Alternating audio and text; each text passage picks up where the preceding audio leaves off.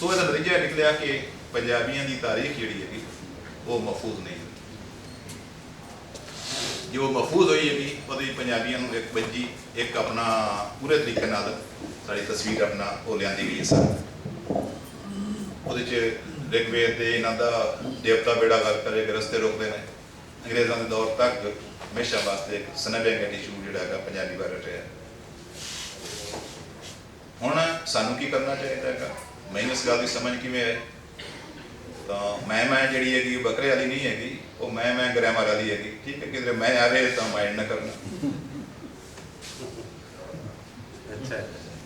अच्छा गुजारिश हैगी कि एक मेरी जिंदगी का बहुत बड़ा प्राइड हैगा और है कि मोहम्मद आसिफ खान बहुत बाकमाल आदमी से जिंदगी की पहली मुलाकात पे वो भी रह गया सी, मैं भी रह गया सा। ठीक है,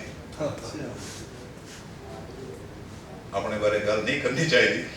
आसिफ खान साहब नूं मेरी मुहब्बत का की नसार से कि आसिफ खान साहब नूं मेरे का कैंसर से उन्होंने छुपाया से जो बेहोश हो गए, बीमार हो गए, यासर हॉस्पिटल एमओ कॉलेज के नाल जी मेरे ख्याल नहीं खड़ा उत्थे उन्होंने बच्चे उन्होंने लै गए।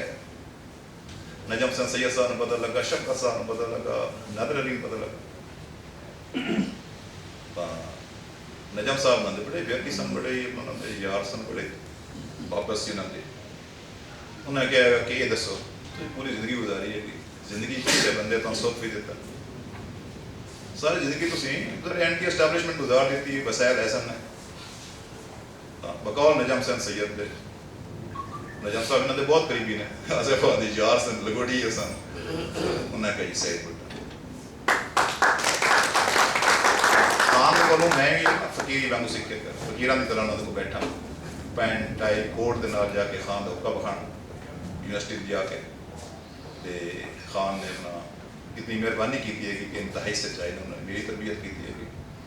तो आसिफ खान साहब वो बंदा सी जिसने मेरे इस पासे लाया। उन्हें कहेगा कि यार मैं तेरे पिंड गया सा, उधर गया सा, फलां पासे गया सा, तो मैनू शाह अजीम की अपना लिखी हुई वार मुजफ्फर खान की वार पता चल रहा सी जंग के फलाने बंदे को। मैं बहुत फिर सा किसी जमाने लेकिन मैं नहीं मिली। मैं कहीं मेरे को है उसलिए मैं उन्होंने अपना 91 की गल है, मैं कहीं मेरे को है खान साहब बड़े हैरान हो गए। फिर बहुत लंबी जोड़ी गुफ्तगू तो बाद यार तू मेरे को नहीं आ जाता, मेरे से बड़ा एजाज है कदों तू कहने होने। खान साहब ने कागज कटा उन्हें कहते अपना अर्जी लेते कि मैं पंजाबी शंजाबी गोल्ड मेडलिस्ट तो मेरा अवार्ड शरत बने। बहरहाल मेरे वास्ते 91 का साल बड़ा ही अपना खुशकिस्मती का साल से गोल्ड मेडल मिले, पंजाब स्टेट तरफों रोला फंडर मिल गया, किताब के उत्ते अवार्ड मिल गया, चंद चनाव के स्टूडेंट लाइफ के आर्टिकल के उत्ते। खान साहब ने कहा कदों तू उन्हें होने तो ठीक भारत में जिंदगी दे जो कुछ भी यहाँ तेरे सामने करा मैं मुजफ्फर खान की वार एडिट कर रहा था। कुछ मैं लोगों को जाके अपने इलाके के बंद पूछना मियाँ कमाल दी ने बार सुना मियाँ कमाल दी सजा और मियाँ कमाल दीन नहीं उससे वार के नाल काम शम करते रहे। 1991 कुलियात शाह अजीम ने किताब छापी गई 3 12 के शामिल में और खान साहब की निगरानी सारा काम है। जो पिंड के मुंडे सन आखन जी बाबे को कहानी सुननी है, बाबा कहानियां बड़िया सुनता। मैं पूछा जरा साडा अपना नाल दा उत्थे इन्ना कोई उपरेमा नहीं है, नाल दे पिंड जो रहिंदा सी। मियां कमाल दी ने कहा कि आज तुहानूं 2 कहानियां सुनानी, एक राजा पुरस थी, दूसरी गावन सचियाल। पुरस का नाम सुने मैं कोई तो कोई बंदा हो चुका सी मैनू राजा पुरस की चीज है।